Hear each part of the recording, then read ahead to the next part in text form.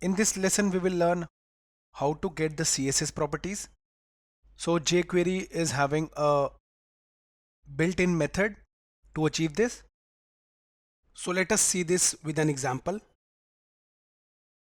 To get the CSS properties, you need to use the built-in CSS method provided by jQuery. We will see an example. First, we will set the color property for H2. So the color property is used to set the text color. We will set the text color for the level 2 heading, that means H2.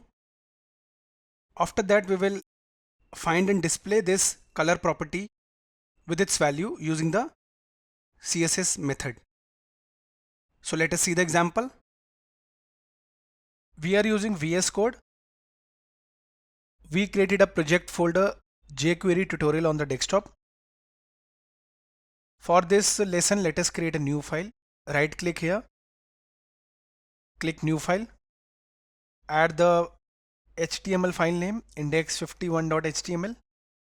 Okay, now let us see the code structure for jQuery on a web page. I'll copy this and paste here. So this is the basic HTML page. We have used jQuery CDN to add jQuery to the page, and here is our jQuery code. Okay, let me remove this and first let us add the HTML elements under the body tag. We have added h1 heading. We can add a demo text also. Let us add more headings. h2 I'll set. We can add any name. I'm just adding for a sample. This is another demo text for heading 2. This is also heading 2, and let us set the text also.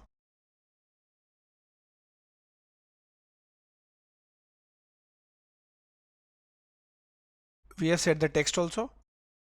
I'll also set a button. On clicking this button, we will get the CSS property.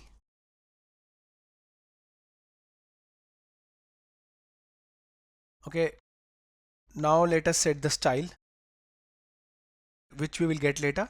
For that, just before the closing head tag, set the style element. We will style h2. We will style the heading to h2. Okay, for that, let's say I'll set text color white and background color as orange for h2. Okay, so this will get applied here, h2 and h2. Now how to get it? So obviously we will be getting it on the click of this button. So use the click event, mention button dot click,